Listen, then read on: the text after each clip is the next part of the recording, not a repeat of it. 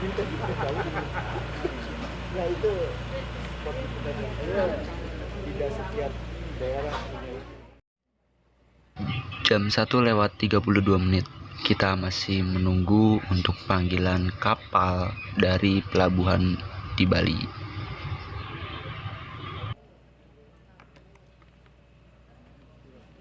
Jadi di pelabuhan inilah kita penyeberangan kedua dan memakan waktu yang cukup lama, hampir kurang lebih 4-5 jam.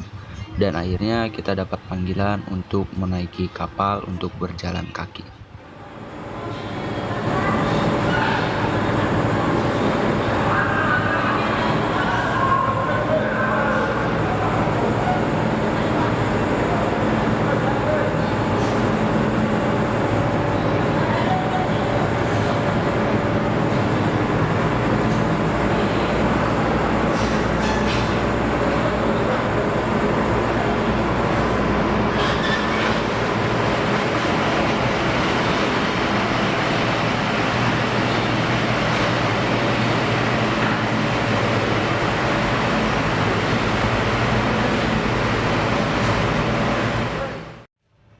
Jadi kapal pun belum berangkat dan keadaan pun masih sepi. Saya berkesempatan untuk memvideokan atau melihat fasilitas-fasilitas yang ada di dalam kapal ini. Kalau dilihat-lihat, ini nyaman banget dan enak untuk penyeberangan. Dan di sini ada untuk ruang ibadah, dan bagian depan pun banyak sekali kendaraan-kendaraan yang masuk untuk menyeberangi Selat Bali.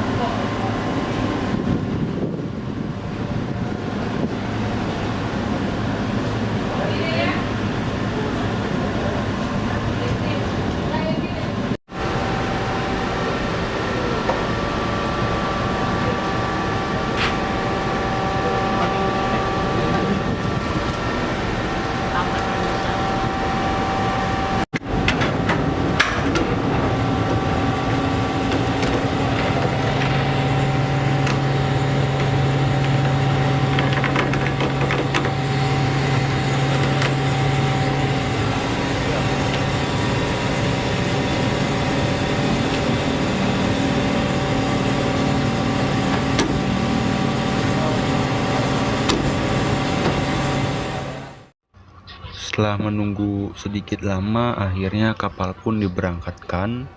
Ini persiapan untuk menaikkan pengikat dan juga jangkar serta lain-lainnya. Dan kapal pun akhirnya berlabuh atau jalan meninggalkan pelabuhan.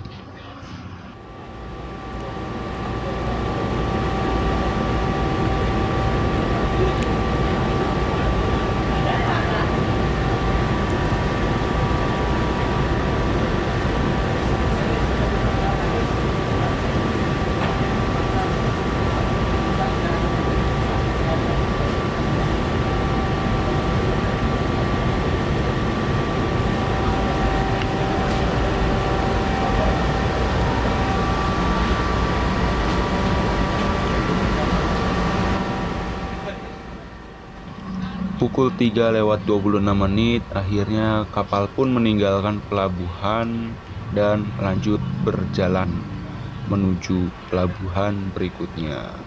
Kita akan tiba mungkin besok pagi, jadi kita harus istirahat dulu karena memang waktu yang dibutuhkan untuk penyeberangan kali ini cukup lama.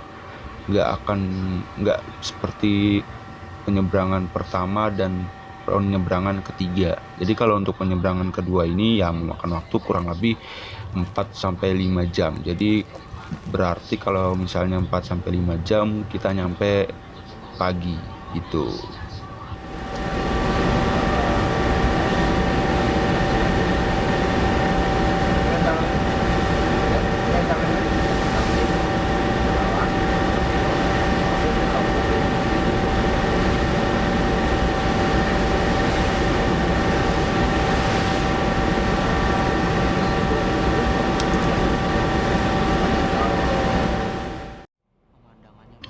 inilah momen yang kita tunggu-tunggu, yaitu melihat sunrise atau matahari terbit.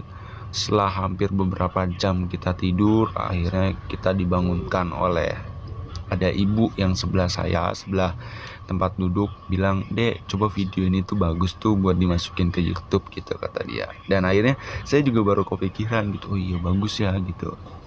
Jadi enak banget gitu ngelihatnya ya kan, sambil ngerokok, sambil ngopi, sambil makan kue Malkis. Aduh, mantep.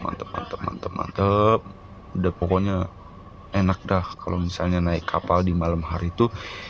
Angin dan ombak itu nggak terlalu kencang, beda sama yang di siang hari. Kalau di siang hari kan angin ombak itu kencang, karena mereka di sana itu sudah, kalau di di pinggir-pinggir laut atau pinggir-pinggir sungai, pinggir laut itu sudah memasuki kayak, kalau pagi itu udah waktunya surut gitu. Jadi kalau misalnya malam kan waktunya pasang, jadi air itu larinya semuanya rata-rata pada ke pinggir-pinggir laut. Tapi kalau misalnya siang, air sudah masuk ke tengah laut, jadi ombak dan angin pun besar dan juga kencang.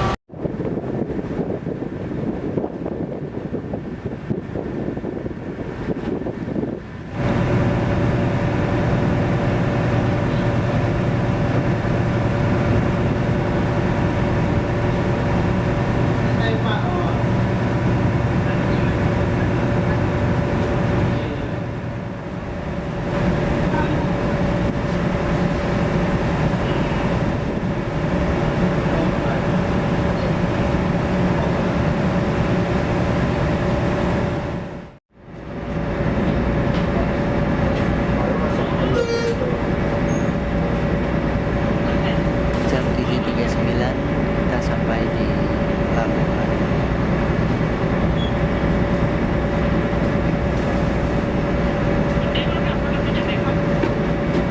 Sedang jauh nggak balik ke Candi.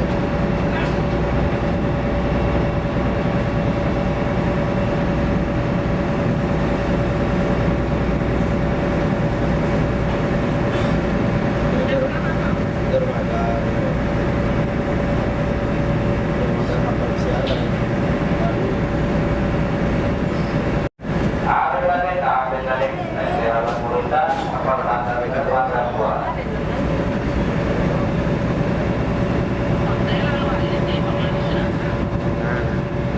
Nah, bersiap-siap penyandarannya lah.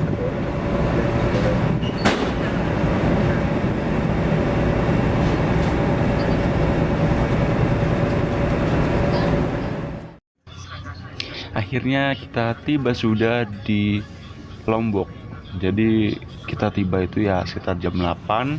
Kita start dari jam 3. Berarti kalau ke jam 8 ya kurang lebih 4 jaman atau 5 jaman gitu. Karena memang ombak nggak terlalu gede dan angin gak terlalu kencang, jadi aman dan lancar gitu.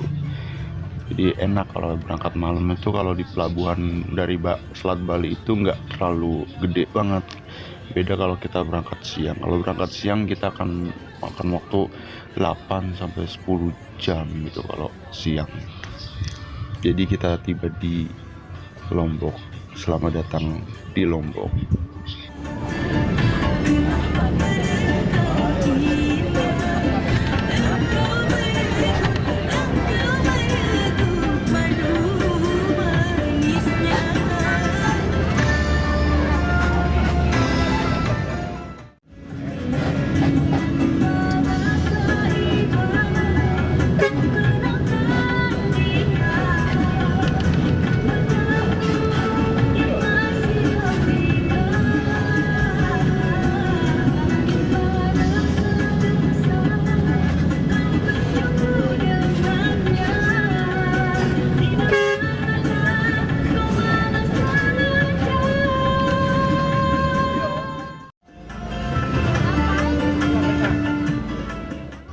Akhirnya kita tiba di rumah makan Rasa Sayang yang berada di Mataram.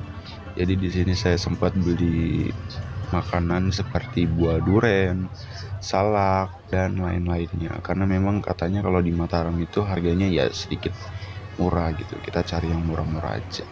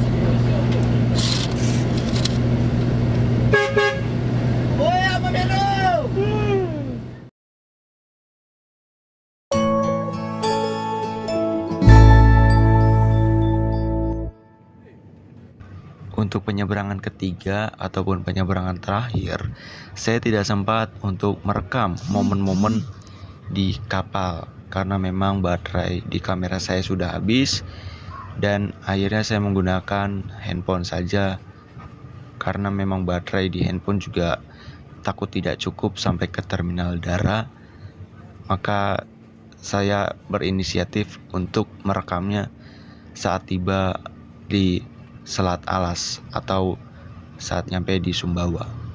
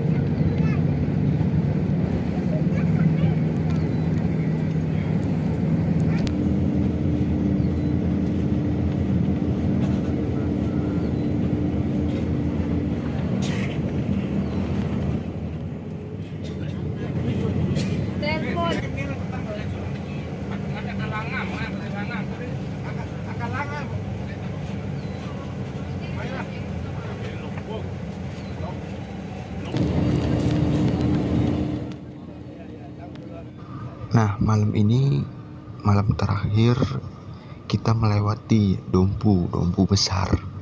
Nah, di Dompu ini kita akan melewati yang namanya tuh seperti jurang-jurang gitu, teman-teman. Kalau untuk rasa sayang yang saya rasakan memang naik gunung, turun gunung, tikungan tajam, dan memang banyak sekali tempat-tempat yang memang mengerikan gitu. Kayak batu, kalau katanya ada ketika longsor batu akan jatuh dari atas gunung gitu. Sering banget terjadi di daerah kota-kota kayak Dompu gitu. Jadi kalau di Dompu itu memang kudu hati-hati atau kudu waspada. Alhamdulillah, syukurillah, terima kasih banyak-banyak. Namanya istirahat dan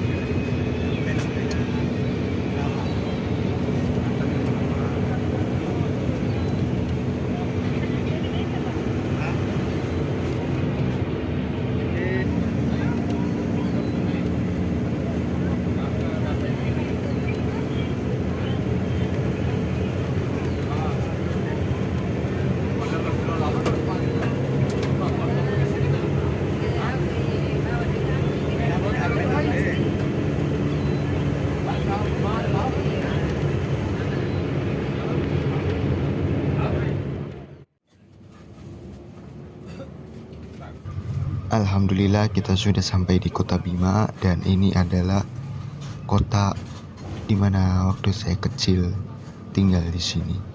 Dan akhirnya setelah hampir kurang lebih 13 tahun saya baru kembali lagi ke kota ini. Jadi saya sangat terharu, senang, bangga bisa menginjakan Kota Bima lagi di usia saya yang ke-18 tahun ini. Saat ini kita akan menuju Terminal Dara, hanya tinggal beberapa menit lagi kita akan tiba di kota. Maksudnya akan tiba di Terminal Dara. Nah, jadi tadi banyak penumpang yang turun di pom bensin karena memang ada yang rumahnya dekat-dekat situ, ada yang memang dijemput dari situ. Karena kalau misalnya mau di Terminal Dara itu banyak seperti kayak ada orang panah gitu. Makanya kalau misalnya bis yang tiba malam-malam itu agak mengerikan sebenarnya, teman-teman. Tapi itu kalau yang rumah-rumah dekat ya tinggal minta jemput gitu. Tapi kalau yang rumah jauh ya mau nggak mau mereka harus nginap dulu, seperti itu. Karena rasa sayang ini kalau yang saya tahu dan saya juga tanya, katanya paling sampai di Terminal Dara aja gitu. Kalau paling penumpang 1-2 yang sampai ke Sape, dia nggak mau nganterin gitu, tanggung, mending mereka nginap aja di sini. Dan sekian, terima kasih yang sudah menonton.